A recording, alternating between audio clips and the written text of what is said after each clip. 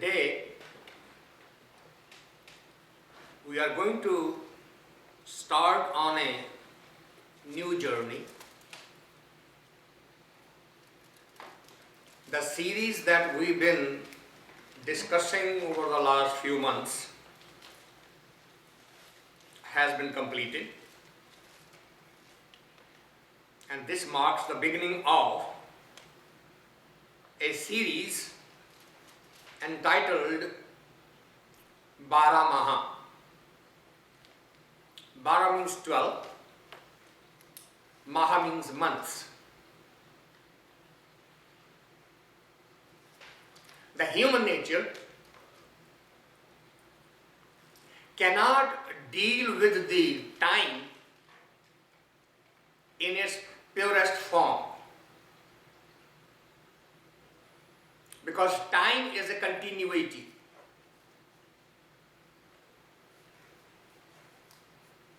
But the human mind cannot deal with the continuity. It deals with discrete segments. So what it has done is, human mind has divided the time into chunks. And the most common chunk to humanity is 1 year. And we can deal with that. 1 century is not a unit for humanity,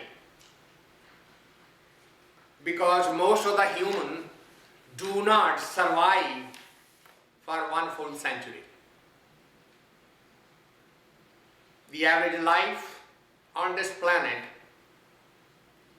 today is about 70 for the male and about 77 for the female. There are exceptions to rule.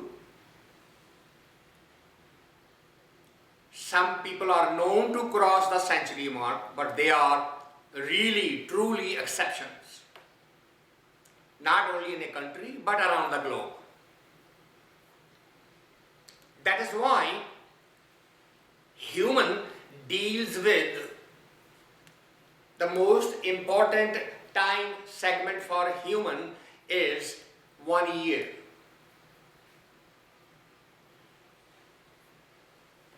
And then to make it manageable, it subdivided the year into 12 segments and called them months.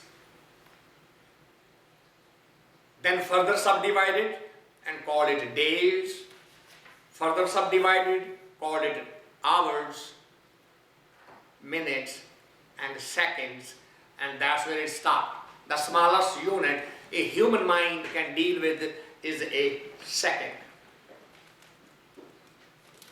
But if you go to the scientific world, they have gone up to nanoseconds. Nano means 1/1,000,000th of a second. Atomic clocks can do that.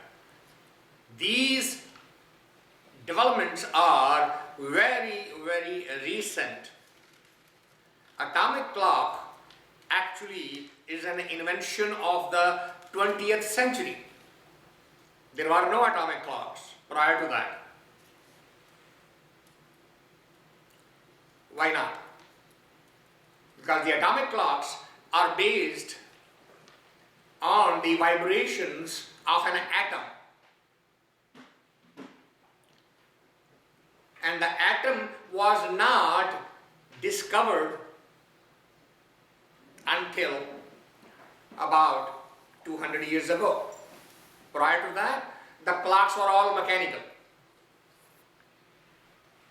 So that's the history of time, a brief discussion. How does the humanity look at it? But how does a mystic look at a time?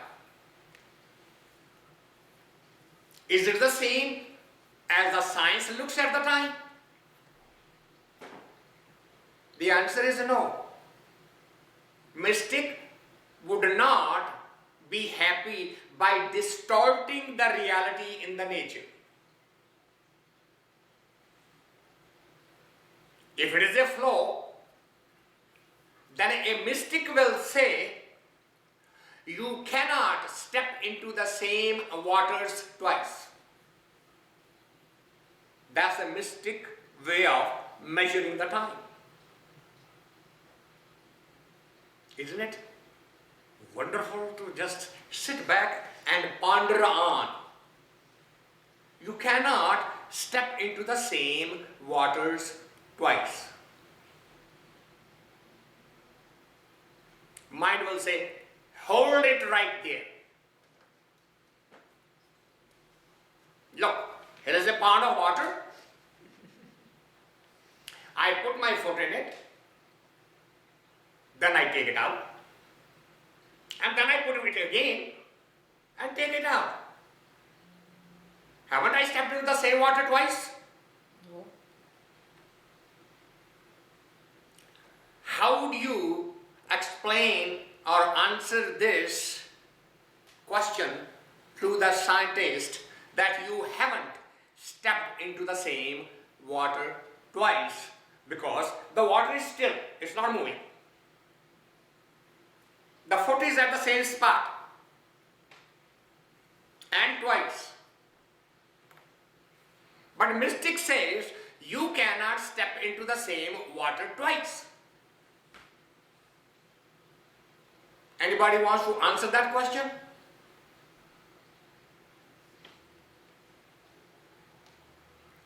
What is the mystic saying? Mystic is saying, sir, you are not the same you were a moment ago. How many cells in your body has dropped? How many cells in your body are born? How many thoughts in your mind has gone away? How many new thoughts have already come in? In the time duration you took to lift that foot and put it back down. Have you stepped into the same water? And if the water was also flowing, now what? Now it's doubly complicated. Neither you are the same, nor the water is the same. So whether the water is still or flowing,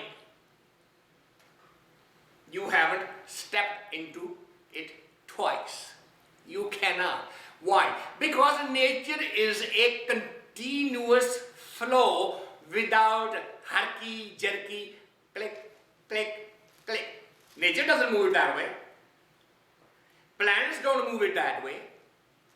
Sun, moon, earth, they don't say now I am here and now I am here and now I am here. Everything is a contiguous flow. Life is a contiguous flow. If we were able to remember just this one thing, just this one, all the arguments in life will finish. Why? Because while you are arguing, both are changing. You are not the same. When the argument started, you both had a frame of reference. That was a snapshot and a moment of time and space. As you are arguing, both consciousness is shifting. And most of it is shifting because of what other is saying to each other. That is causing the shift in consciousness.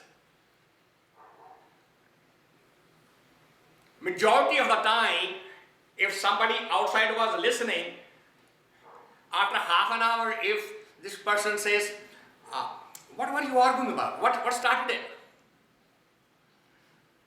99% of you will say, oh, I really forgot. What did we start the argument with? Because the things have shifted, but we are still arguing. We don't remember to remind each other, we are not the same anymore. The consciousness has shifted. The thought has shifted. The memory has shifted. The reaction and the action has shifted. Why are we arguing? The argument will end instantaneously if we remember time is not frozen. Consciousness is not frozen. Thought process is not frozen. Action and reactions are not frozen. Everything is a continuous flow and not necessarily synchronized with each other. Mind and body can shift anytime. If I am having an argument with you and during that argument I get a stomach ache, what would be the next argument? Let's rush him to the doctor. No, wait a minute. Let me finish the argument first. Would you do that? So what changed? I changed, so did you. Continuum. Just this one principle can revolutionize the whole life.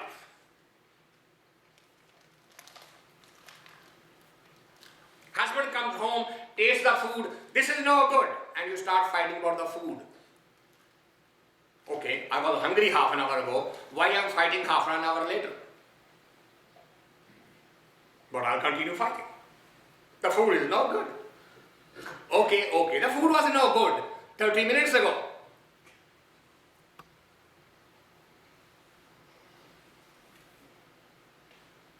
We don't remember this. Why? Mind then gets trapped into the game of ego. I have taken a stand, this I'm not moving now. I have put a stake in the ground, nobody is going to pull it up now. Because the mystic sees the time as a continuum. Mystic's concept of movement of months and years is not the same thing as our scientific or mechanical view of the life. The journey we are starting today is going to give 12 aspects of existence, which is a continuum. How does the existence start? Time. What is the moment when this life starts? And it's going to take the journey, full cycle. When does our journey start? When we choose to take a physical body and use the mother's womb as a resting period to make that body strong enough, big enough that it can survive in the outer environment. This is when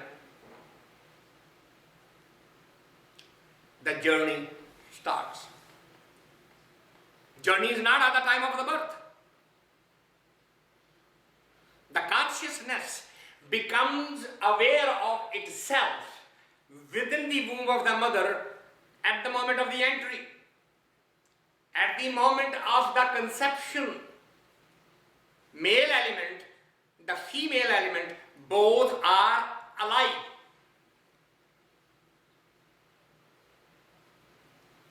But they are not independently breathing. They cannot survive unless taken care of in a special environment. A medical doctor who specializes in vitro fertilization Go ask him or her. You took these two cells, you merged them in a dish. Can you leave this dish now out on the sun? No. Why not? Both cells are alive. Yeah. But if I don't put them in the right environment within the lab, they won't stay alive even for a few seconds. So our consciousness starts the journey at the time of conception, and it becomes aware of itself after 6 weeks in that special environment. What happens after 6 weeks? Mothers should know. The fetus heart starts beating. What does that mean? That consciousness, what we call life, is now aware of itself. I am here. Prior to that, it is there.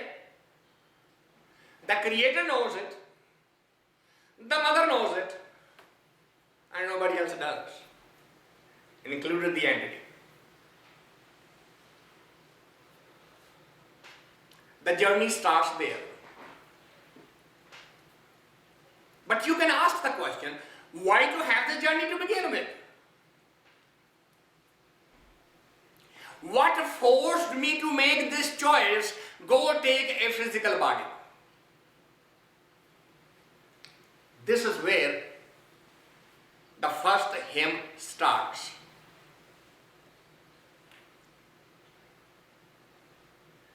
It says, nobody ordered me, nobody asked me, suggested, requested, none of the sort. Then what happened? First statement. Kirat karam ke veechhurhay. Kirat. Kirat means to do something. Karam means the result of choices. The choices that I had made and acted on them, that forced me to separate from you and come into the womb of the mother. Kirat karam ke veechhurhay. Veechhurhay means to detach from him, to separate from him. That's veechhurhay. We came together on Friday. That's called a meeting, milna. Then we will go away from here. And that's called bichhurna. Jana, to go away. Kirat karam ke veechhurhay. The separation from you is due to what I did. It is the result of that. If those karma weren't there, if that cause wasn't there, the effect would not be there. I wouldn't have to be born. But I had to. Why? Kirat karam ke veechhurhay. Okay, I'm glad you understand this. What do you want now?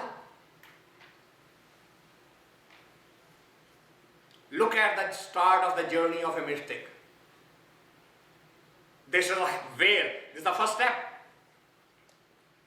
of mysticism.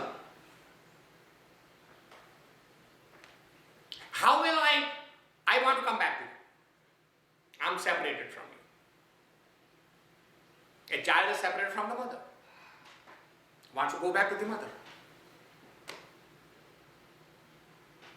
But what to do with my karma? Which separated me from you, what to do with that? Look at the next word. Kar kirpaa maylhu raam. Now getting back to you is only because of your grace. My doing, my action is not going to bring me to you.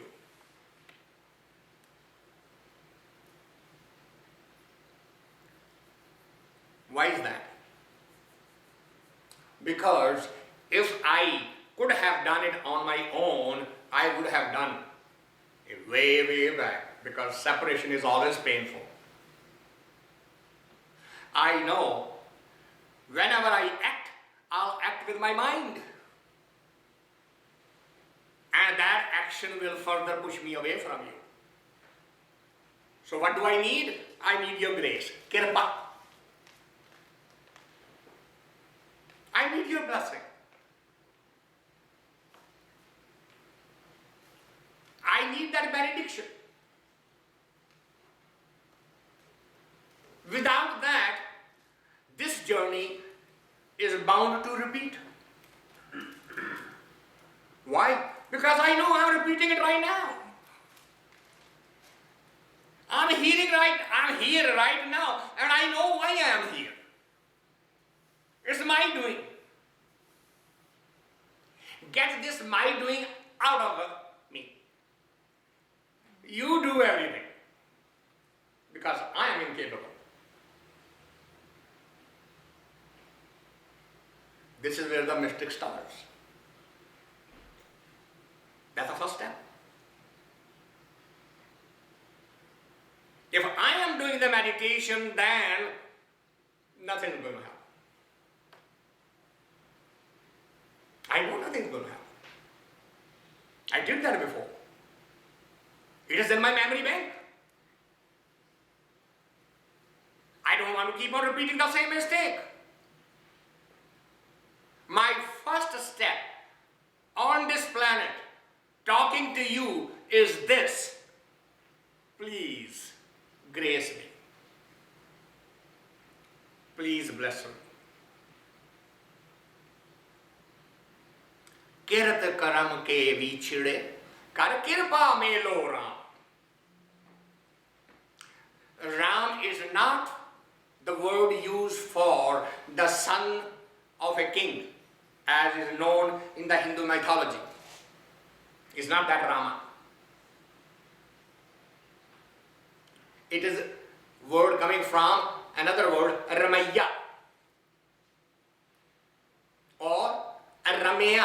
Ramaya means the one who's into everything, part of everything. That's what the Ram is. That's what the ramaya is.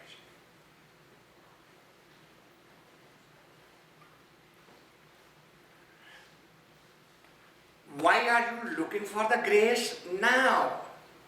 Look at the confession. Chaar, kunt, this bharamay, thak, parabh ki saam.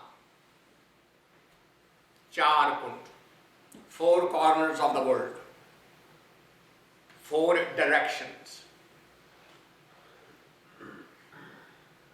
This. 10 dimensions. What are the 10 dimensions? We know 4, right? South, north, east, west. We know these 4. Now, north, northeast, north, northwest. That means those 90 degrees are subdivided into 45. That became 8. And then, one top, one bottom. That became 10. What does it mean? It's not a count of 10 that is important. When you say, this means you think of a direction and I have been there. What does it mean? See, we are peeling the layer of the onion, one layer at a time. I'm taking you, start from the physical world, and then keep on going beyond it. That just means 10 dimensions. In other words, no matter where you look, but it's not the dimension at all. It is. No matter what process anybody can think of, what direction of life can anybody take? It says, through my journey. Now this is that soul which knows and believes and accepts multiple lives. Those who do not believe in that, this may sound all humbo jumbo, and that's fine.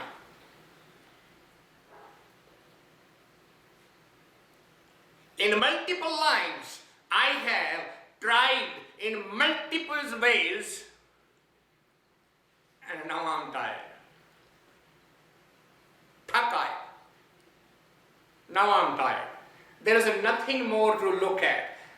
There is nothing more to be tried. When you run out of options, what do? You don't sit home and cry.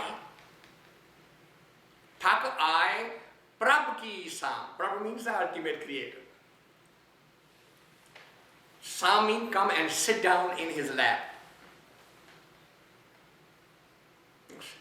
Now I'm done. I'm tired. I'm surrendering to you. I'm coming back to you. Because my karma, my doing, my choices only made me run without any advantage. Of course, I laughed on the way, and I cried on the way, I enjoyed on the way, and I suffered on the way, but it continued. There was no permanent peace there.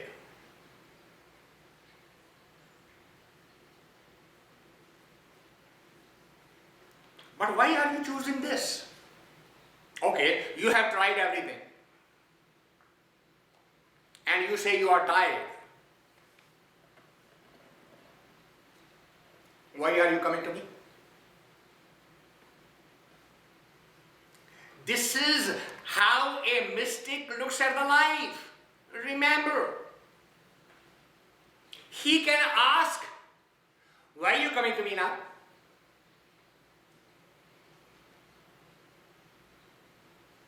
Look at the answer. Dhayn duDhai bharamay kitai aavai kaam. Dhayn means cow. Doos means milk. Dhayn duDhai bharamay. Bharamay means without. When a cow stops giving the milk, nobody wants to know about it.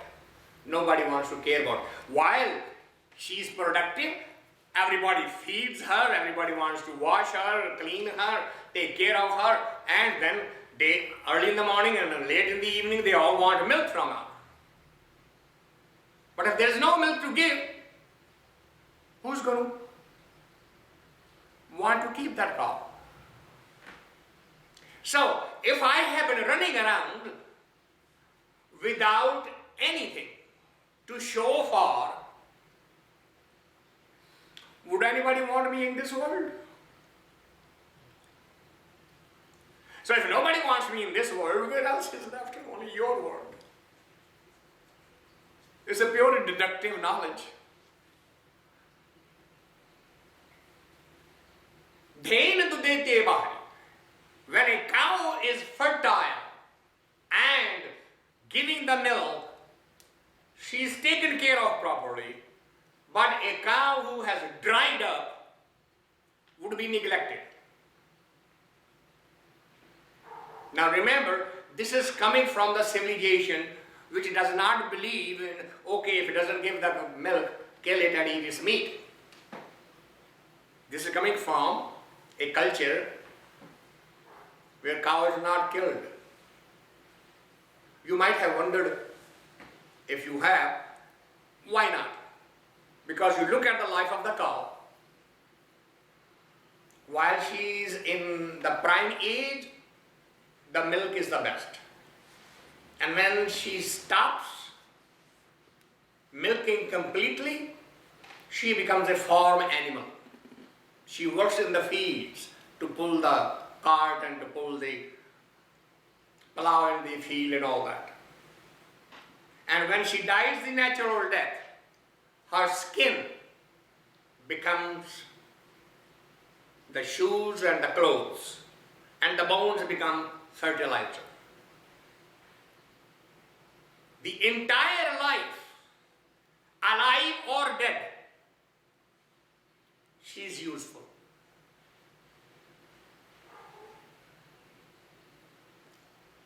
What do you think? When we die, can they use our skin for some shoes? Are we useful for anybody? While we are dead, we are certainly not useful. I hope we are useful for somebody while we are alive. But that's only possible if you are not living the life only for yourself. If you are not in the tamoguna. If you are living the life as a tamoguna, then you are actually worse than that cow.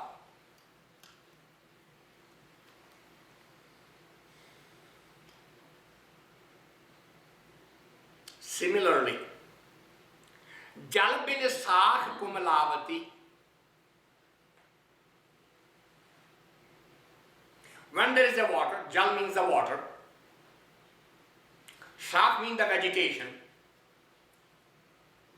When the vegetation keeps getting the water, it is blooming. But if the water dries up, the vegetation also dies.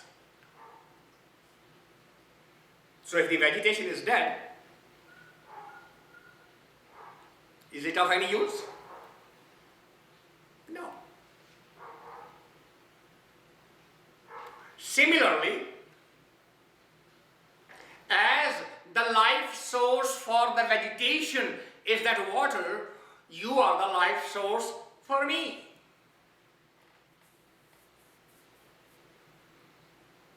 And if my connection with you is broken, would I not become a dried up leaf?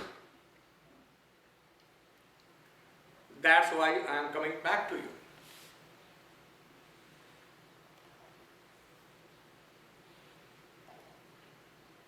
Because it has become ample clear to me, har naah na milee-ai saajnai kat paa-ee-ai bisram.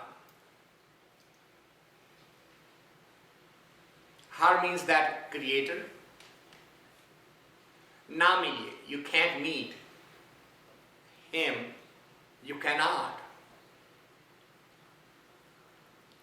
personify that within you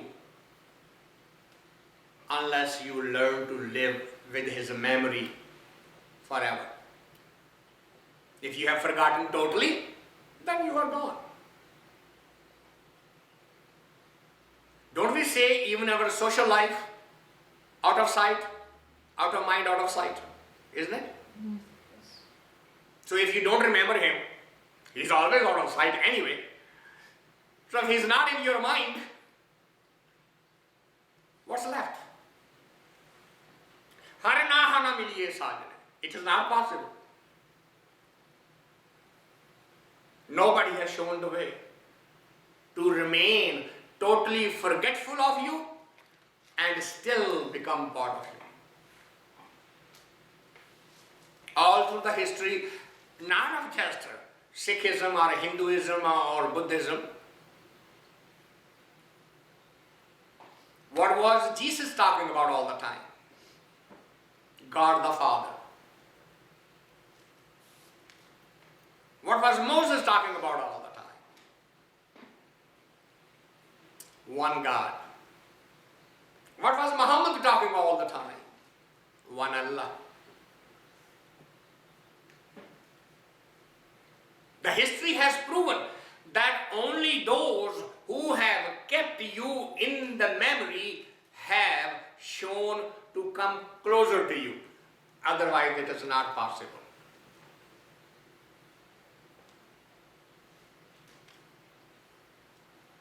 Because even in the physical life, on this planet, in this physical body form, it has been observed, jit ghar har kunt na pargata-ee pat nagar se gram. Look at the simile. Think of a newly married woman who's sitting home and waiting for the husband to come in, and he never comes. Ask that woman, what is she going through?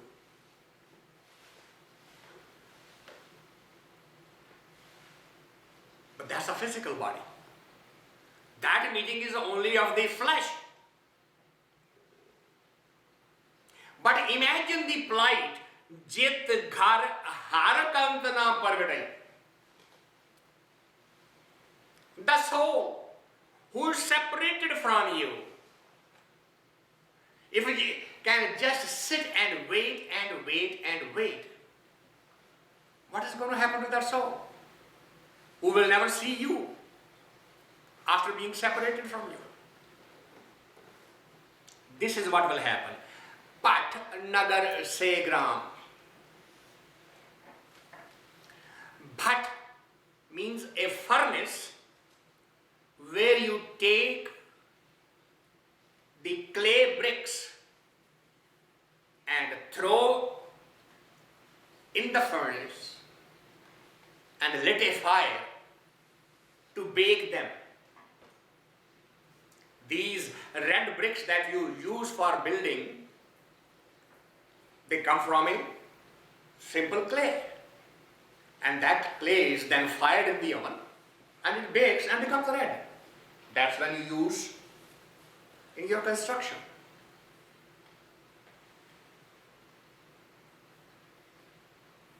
The soul is burning inside as that clay brick is burning inside the furnace. The soul who's permanently separated and waiting for her, that ultimate creator, to go meet back.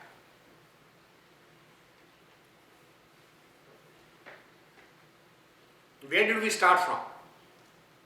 That will bring you back. Don't wander away. This is difficult. We started with the concept of time. And we started with the moment. This is the moment we are discussing, the moment of separation, the moment of starting of the physical life away from him. And the symptoms are being defined and described of the moment when the separation happens, and if there is no possibility of meeting again, then all this suffering, totally becoming useless, like a dry cow, like a dry leaf, dry vegetation. The society also starts pushing you. Why? Well, he's so selfish. He always wants to use others. He always looking for something from the other. People start avoiding him. Why? Because you separated from him and now are focused only on yourself. Living a life of tamoguna, the lowest ladder of human existence, just to live for yourself, which is the cause of the pain and suffering in life, is it not? Think about it. What is the clash? What is the discomfort? But what about me? Isn't that favorite statement? Yeah, you are handing your way, but what about me? Don't I also have a heart? Don't I also have desires, needs, preferences? And as soon as that statement comes, the other one say, yeah, I heard you, but what about me? And both are saying, what about me? As if a beggar is begging from another beggar. Is it not? You love me. And she says, no, no, no, no. You love me.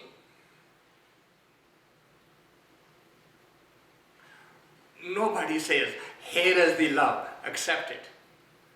Please oblige me. Please humble me. Please allow me to serve you. I am here. I am begging of you. Accept my service. No, no, no, no. You serve me. Why? I deserve it. I am the king of my castle. So what am I, a job liver? If you are the king of the castle, I am the queen of the castle.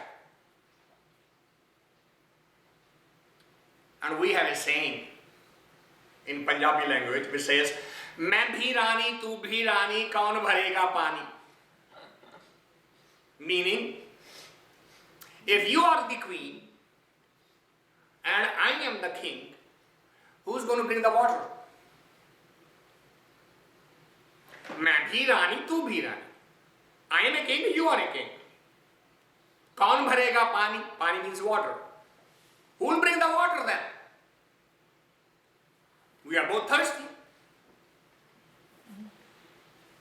No, but the ego will say, you better stay on yours and don't let this happen. I am appalled at how the society trains our mind. At the wedding night, when the bride comes to the groom's house, in the groom's house they play a game.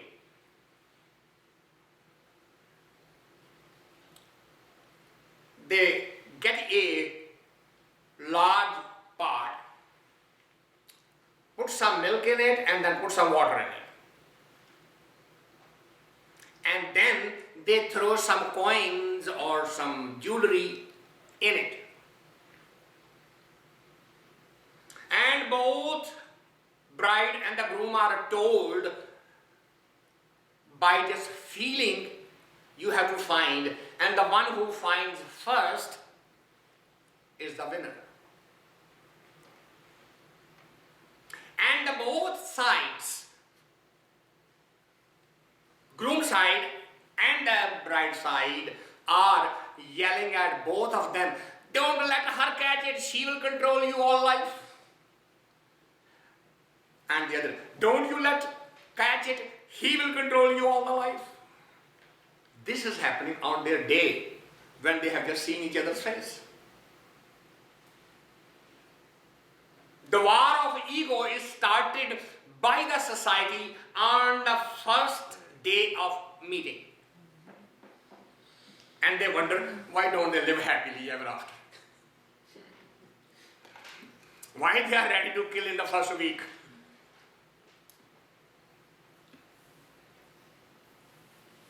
A mystic would willingly find the coin, take it out and give it. And would willingly say, my dear, please control me. I am at your service. But that doesn't happen. Why?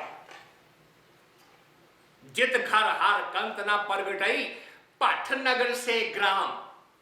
There is a fire burning inside, as if there is a furnace already lit up. Everything is being baked. Why? Because separation. Gap. And the gap gave birth to I, the ego.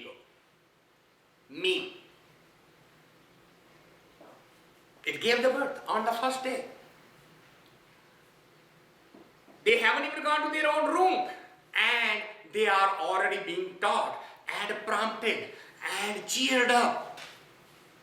Be independent of the other. That is the message. Catch that point.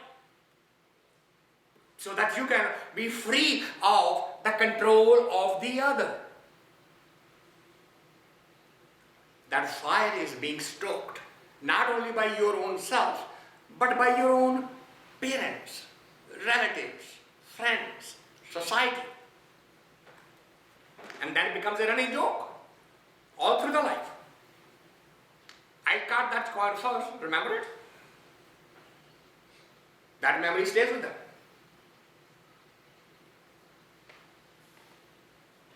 But with that type of lifestyle, sarb singar tambol ras san dehi sab kaam.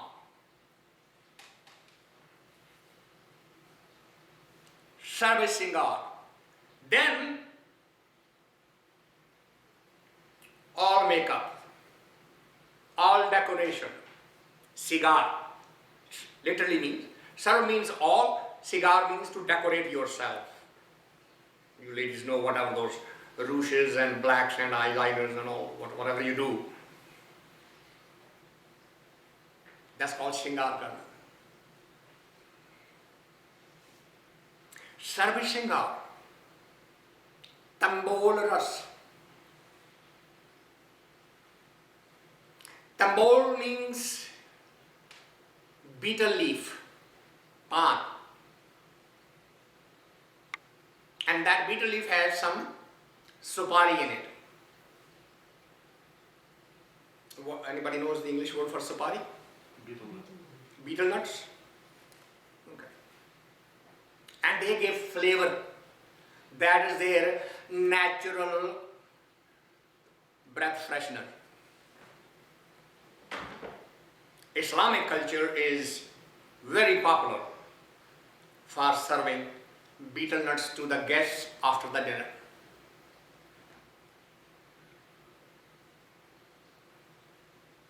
San dehi sab kaam.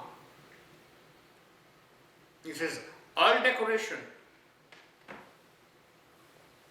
all attempts to make the body attractive to the other become useless. Why? Just because that's on the outside. And the inside comes out instantaneously.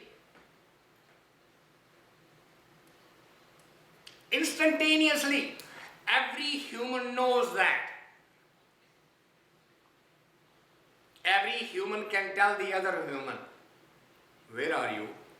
I am with you. No, you're not. Look, I'm holding your hands.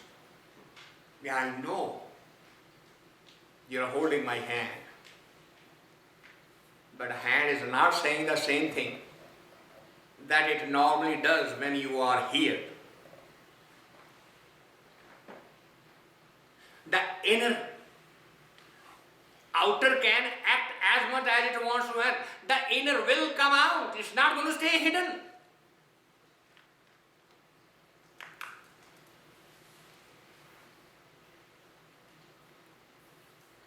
A male, female will immediately tell each other, this is not love.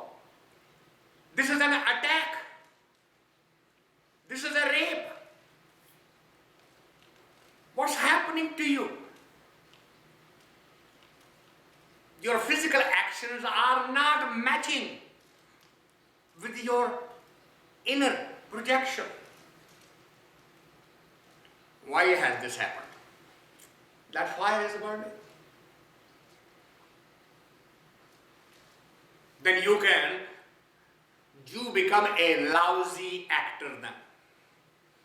You say, I'm doing this, but you are not doing that. And it reflects everywhere. Husband comes from the work, wife serves the food, and on the first bite, the husband can say, what happened today? Nothing. Why do you ask? The food doesn't taste the same. You went through something today while you were cooking. You want to hide and you don't want to tell me, fine, I won't force you, but I'm telling you, whatever you are feeling in the kitchen, it has come into the food. And I am tasting it right now.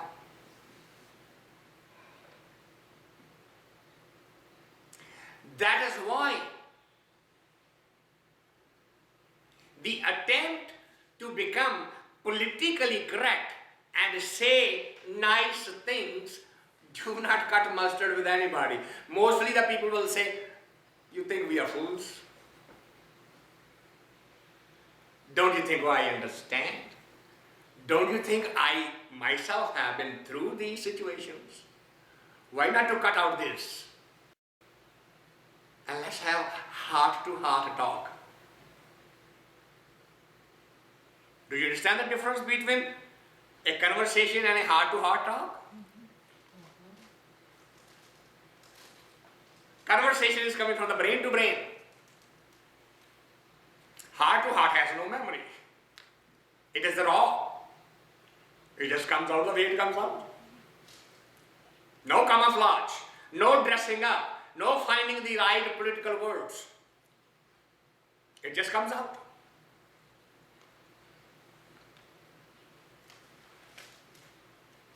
We just went through an experience about an hour ago.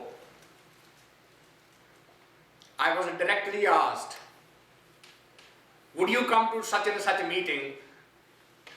And like a bullet out of the gun, I said no. And everybody in the room was stunned and quiet. There was no background, there was no dancing around, there was no wishy-washy, it was just no.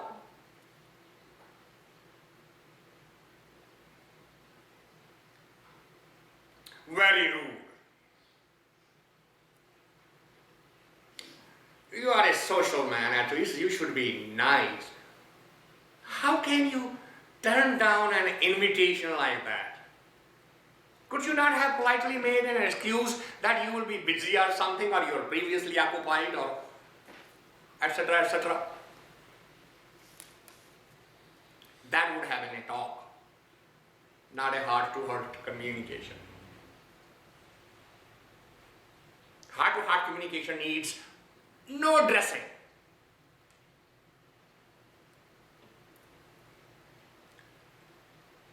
But we do all of that. We dress up outside. Sarb singar.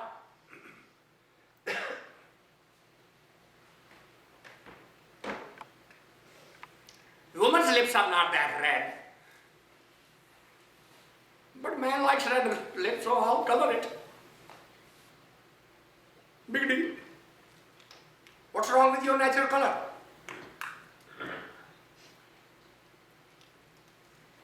But it's an acceptable lie, we will tell it.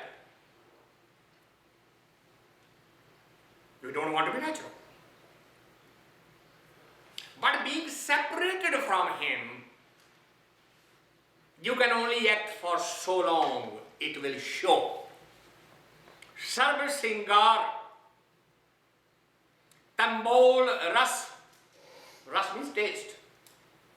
San dehi. San means with the entire body. Sab kham. They are all mixed. Prabh Swami Kant vihoonee-aa meet sajan sab jaam. When you separate from him, Prabh, the creator, Kant, the husband of us all. Vihoonee-aa means without. Prabh Swami Kant vihoonee-aa. Without him, meet sajan. Even the friends are just acting. They are not real friends.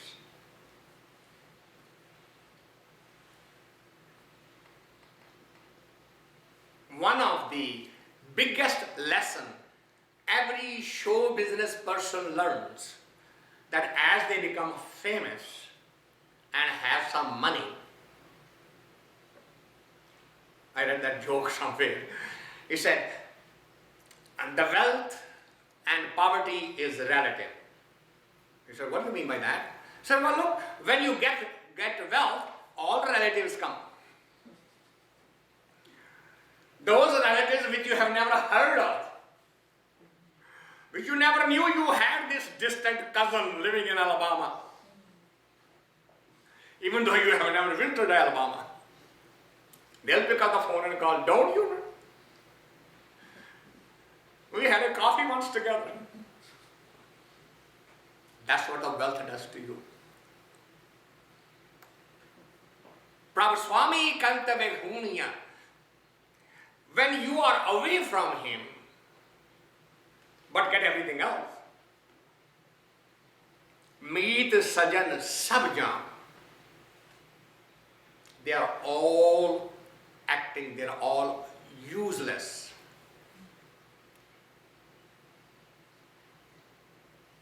So, if there is a separation and I have recognized the separation, what should I be doing? What should a mystic be doing? What a seeker should be doing? Nanak ki banantee-aa kar kirpaa deejhe naam. Only one request. Banantee means to request, to seek. Just give me the grace, kirpaa, and give me the word, naam. That will bring me closer to you. Because the separation from you, what was the first word out of a child's mouth when he actually feels the separation? Cries. Just a cry. That's it. There is no language. As long as the child remains in the womb of the mother, with every breath out, he remembers him. Because breath in is not done by him, it's done by the mother. Breath out is done by him. And every breath out, he remembers him. So he's still connected. Then he comes out to the physical world. The doctor cuts the umbilical cord and the connection is broken. That's when the soul feels first true separation from the ultimate creator. That's the moment.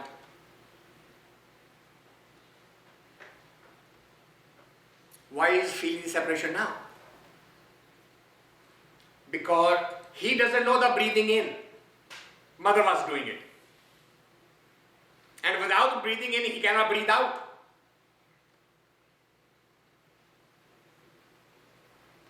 So nothing is happening until the doctor, the nurse, hangs the child upside down and taps. When he taps at the center where the umbilical cord was joined, the first breath goes in.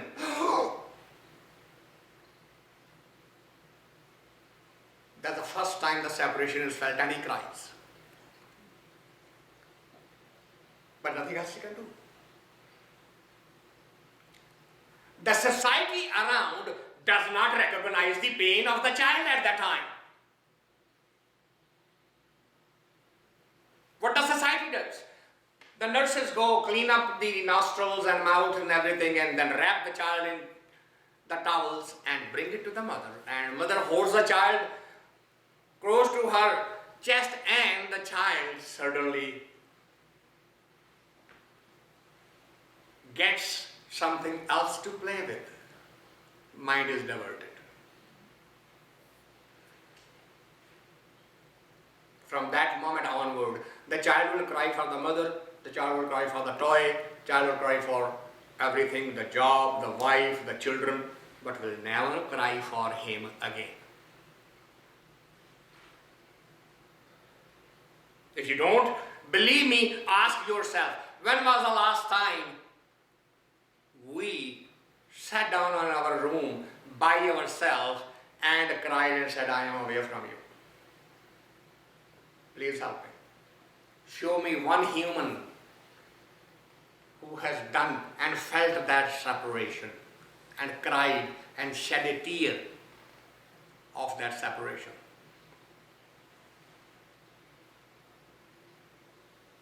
Now, the mystic, the seeker, is seeing all that has transpired until now and says, Nanak ki banantee-aa, only one request.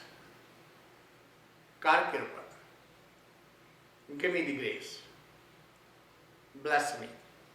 With what? Dije naam. Dije means to give me.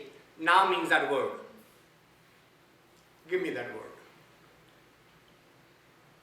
And if I can walk on that path with your grace, har melo swami sang sab jeka nechal tham. This is where I want to get. I am now in the world of movement, the time, chal chal.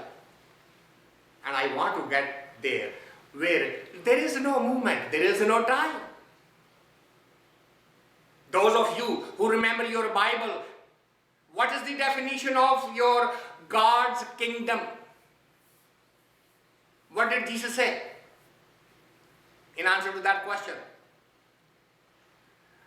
There shall be time no more.